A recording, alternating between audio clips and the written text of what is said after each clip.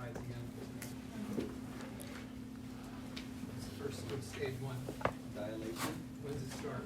Dilation. When does it start? Crowning. No, when Contraction. does it start? When does it start? Just keep throwing shit out there until it sticks. When there's contractions. Meconium happens. Stage 1, labor. Stage 1 labor. This is good we're talking about.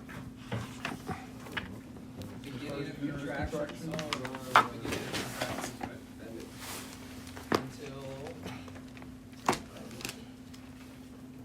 yeah, until around, it's like cervical full dilatation. The dilation of the cervix, and the delivery of the fetus, and the delivery of the placenta. Stage 2, The delivery of the fetus. delivery of the baby. Yes. Delivery of the baby. And then stage 3 The is delivery of the placenta. delivery of the son. Good.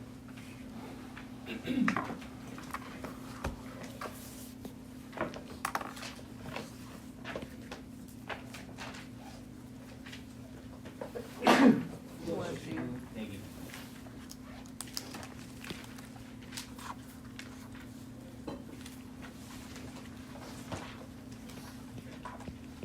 So we've got preeclampsia. So just, What does the patient look like? High blood pressure? They're pregnant at the start, because this is OB, everybody's pregnant in this almost. Pregnancy-induced hypertension, right? That's, you're awfully close. So there's pregnancy-induced hypertension, which is not that well documented anymore. Used to be a big thing, now it's, we don't even talk about it much. There's eclampsia, and there's something called HELP syndrome, but preeclampsia is, you just need to be able to recognize it.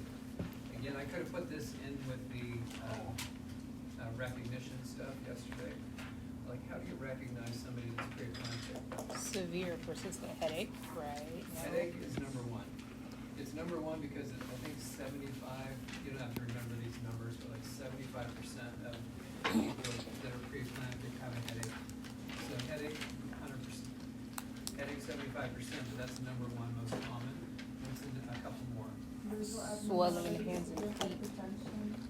Hypertension, what are the numbers for hypertension? Like if you had it on a scenario, and they said that your patient was, tell me what the numbers are for, what would be hypertensive for a pregnant person? over 140. 140 over 90. Yeah, anything 140 over 90 and above, that should make you suspect for eclampsia. You said visual disturbances. What would be an example of that? A visual disturbance. Yeah, like seeing spots. Yeah, any visual abnormality. And then there's one more thing that you wouldn't do, we wouldn't do in the ambulance, but in the hospital they do. They get a urine sample and they dip, there's like a, have you ever seen? Protein in urine. Proteinuria. What do they do in the lab? It's not even the lab, you do it in the ER. It's like this really simple, you can buy them at like CVS. They're just a dipstick. You put it in the urine, for, like, you literally just submerge it and then take it out, lay it down and let it sit for a minute or whatever it says on the box. And you see if it pops hot for glucose, protein. It's usually glucose or protein pop with. A lot of grams of protein. What's that? There's a lot of grams of protein. I don't know how it's laid out. Okay, big deal, preeclamptic. Is it a big deal?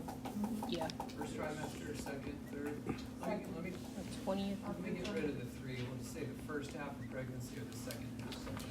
Second half. Yeah, usually second half. Okay, that's not on the test, we're just gonna accept that I know. So your patient, you get called, their second half of pregnancy, and they are headachy, and there's one more thing, actually. There's one more thing that's a big deal that you should remember about their presentations, edema, recent swelling. Hands and Could be feet. face, could be hands, could be legs. Because you get bigger generally with the pregnancy, but this is recent, more acute swelling that they notice. Maybe not complain of, but you have to ask them. Headache, visual, hypertension, edema.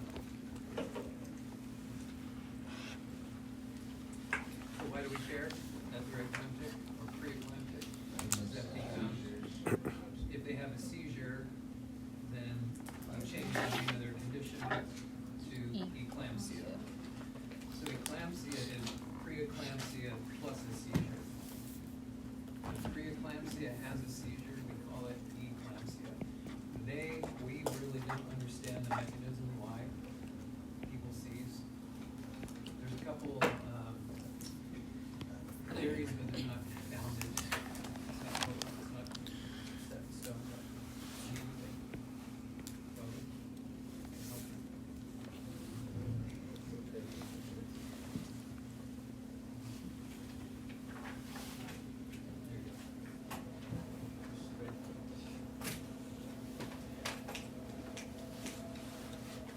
So we treat these seizures exactly like we treat other seizures from other causes.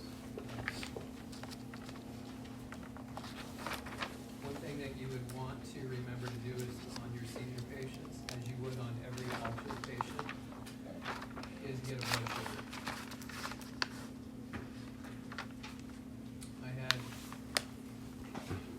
I'm sure I told you, I'll tell you again, you need more now because you know more.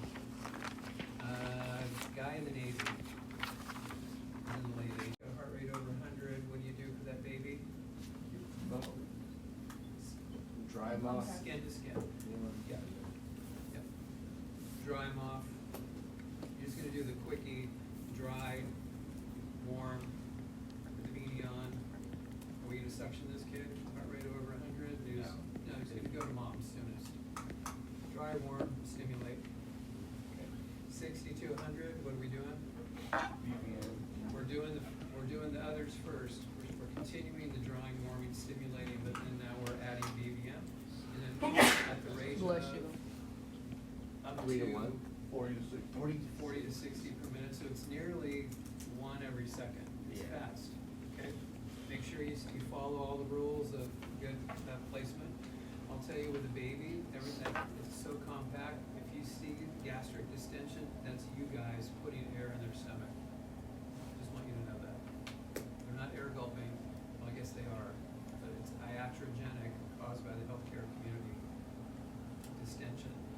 Gastric distension, big deal, it's just air. Why is it a big deal? What's in their stomach? Cheeseburger? Not yet. Not even mom's milk yet. It's, you're pushing the diaphragm up with a full stomach, and they're not gonna be able to inflate the lungs well.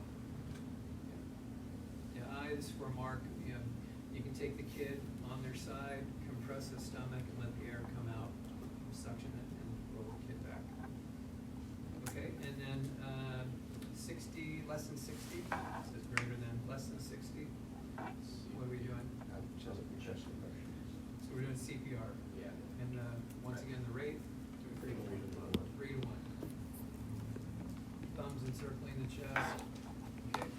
Think about the environment. What's Gravida, Para, and AB mean? What's Gravida? When you guys go to the hospital, I'm going to the hospital, and you're saying, we're coming in with a 27-year-old female in active labor. They want to know Gravida, Para, AB in your report. So what's Gravida? If it's more than 28 weeks. Doesn't matter. Gravida means how many times have they been pregnant? Total times that they admit to. Yeah. How many times have you been pregnant? Para means how many live births. How many kids do you have? So, I've been pregnant 3 times, and I have 2 kids at home. G2P. And AB means abortion. An abortion could be spontaneous, it could be therapeutic, it could be clinical, it could have been, something that was planned, unplanned, but just means, pregnancies that didn't work out. So, I'm your patient, I'm having a baby. Okay, Gravida, I've been pregnant, this is my 3rd pregnancy, I've got 2 kids at home, I never had an abortion. What's mine? How do you report that? Gravida 3, Para 2, 2 kids, 2 kids at home, Para 2. No abortion. This kid, the one, the bun in the oven, that's gonna be 3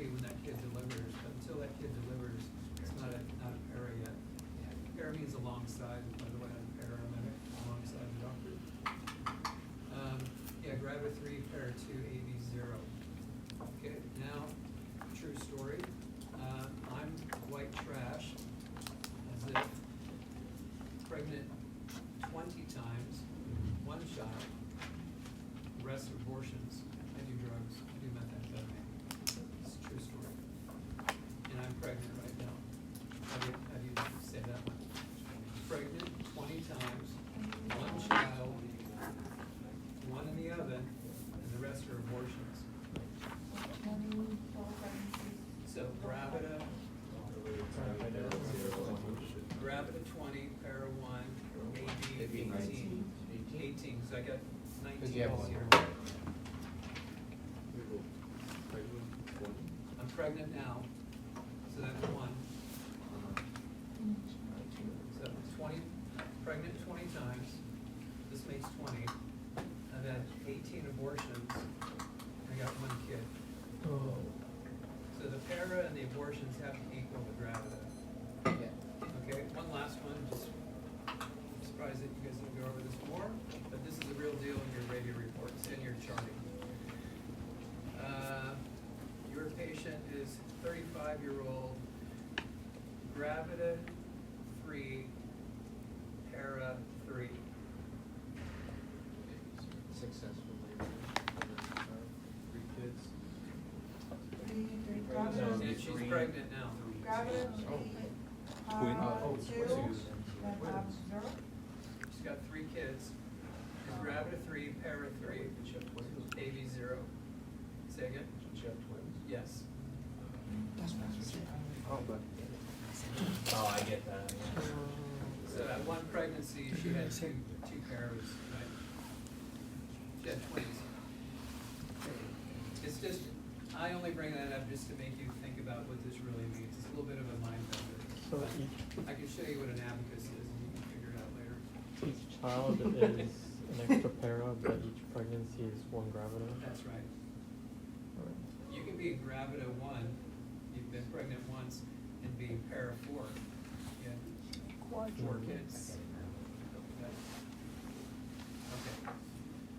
Meconium, what is that? Do we care? Do we love it?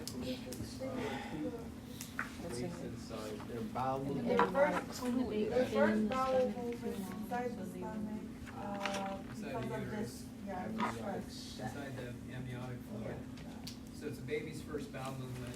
It's usually suggests that the baby was under stress. What would cause a baby to be under stress? Trauma. Asphyxia. trauma. Whoa. Hypoxia. So a seizure would be hypoxia. When a mom has a seizure, the baby almost always goes bradycardic, which is horrible. Horrible for a baby. Horrible. Remember 60, below 60. Okay, so hypoxia, seizure, same thing. Trauma. Maybe the mom had a hypoglycemic event. Something that had to do with the mother. Or maybe it's the position of the baby. The baby's putting pressure on its own core in utero. Okay? Wait. So the baby has, I guess at the end of it, the baby has a bowel movement. Usually suggests the baby was under stress while inside the mom, while inside the amniotic fluid. So the baby has a bowel movement, big deal. Yay, I wish I had a bowel movement today. I want to go here. So why do we care? Airway, it could be an airway obstruction. When It the could be. baby's not breathing, the baby's swimming. Yeah, this kid's in water. Kid hasn't never taken a breath before. One baby's out. What else? So there's thin meconium, did she talk about? And No. there's thick meconium. No? And have you ever seen meconium, Mark? Green. So you saw green, that's in the. Green, new- yellow. That's new stuff. That's usually the heavier stuff. Yeah, that wasn't really a good pregnancy to begin with. Lots of bulb sectioning and low SpO2 saturation. On the kid. So I've seen it look like really granular, dark yellow, like concentrated urine to Target. spinach. Yep. Like where you could take it and throw it and it sticks against the wall.